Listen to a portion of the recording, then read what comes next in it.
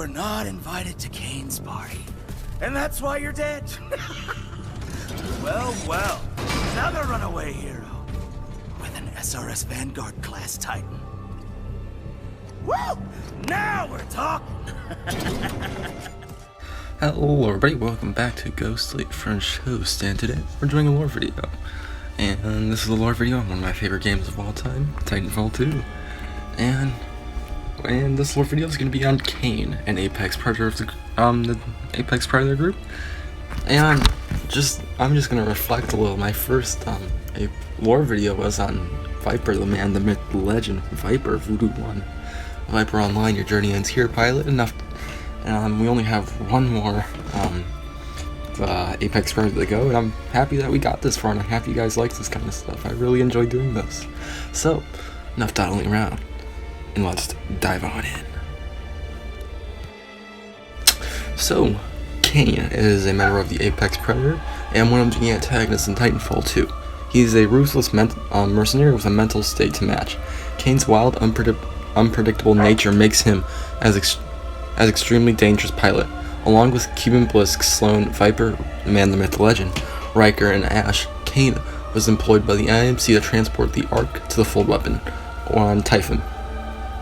As a part of this contract, Kane was given command of the IMC forces stationed within a reclamation facility, which is basically like a sewage treatment plant, that kind of stuff. And that's basically the mission that you go through. Like if you want to call it the third mission, because if you go to mission select, there's the training grounds, and there's the whatever you want to call it, the introduction to the game, all that kind of stuff. So he was stationed at a reclamation facility with highly volatile ways of speaking. He has many scars and a damaged eye, likely from result of said drug abuse. He tends to verbally abuse everyone around him, his favorite derogatory term being scrub. Something I feel like I should point out is he's a junkie. You can tell how he speaks, like he's like, ooh, everyone calm down, that kind of stuff. That basically reminds me of how like a junkie kind of acts, you know, if that makes sense. It also explains how he acts in game. Something I feel like is interesting with most of besides Riker, all of them, Riker and Viper, all the Apex Predators think you are a good pilot, and we kind of see that as you go along in the game. You get better and better stuff. You become a better pilot, all that kind of stuff. And he also praises you as how good of a Titan you are, pilot, that kind of stuff. Like how Ash did, and that's something when I first played the level. Not like my second play. When I first played Ash's level, that's something I connected back to that. During the Battle of Typhon, Kane was assigned the defensive reclamation facility, and given a group of IMC troops to command. Following the assault on the planet by the 9th Militia Fleet, Kane would kill several militia pilots in a Scorch class Titan. This Scorch Titan was very highly modified, to say. Like, you can tell with like how regular Scorch Titan, its arms are exposed, so you can like see what triggers the fire. But with his, those are covered up. It's like the Prime Titan for Scorch. The Prime Titan basically has its wrist protected.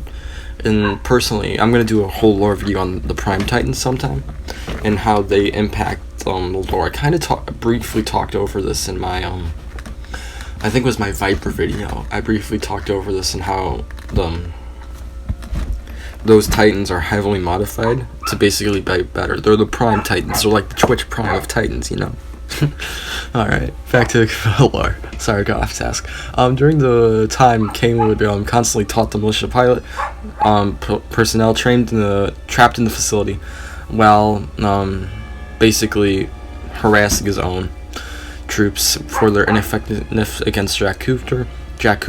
After numerous failed attempts on the behalf of the IMC, Jack Cooper and BT make their way through the facility, and the hordes of ticks. Gosh, this level, it's filled with ticks. I didn't like. Personally, I didn't really like that part, but it was fun just going back and getting footage for the video. Side note, you know, I just enjoyed doing this. Once they make their way through the facility, you meet not the man, but not the myth, but the legend, Kane. But Kane plays very aggressively and plays very dirty with his Storch Titan. But he's no match for BT and Jack Cooper. Jack Cooper basically take him out really quickly. He's the first boss in the game. Fun fact: this is the only boss you can't do a finisher on, because if you did a finisher on, you basically turn Kane into goop, and you can't turn Kane into goop because you need his radio, to basically get into the Apex Predators, basically log and see what you're doing at all times. And you can that's basically once you get after killing him. And yeah, that's it for Kane. And I really hope you enjoyed. I know this is a little shorter video, but I'm really happy that we've almost got all the Apex Predators done. So, hope you have a good life, don't die, and see you next time. Ghostly French Toast. Bye.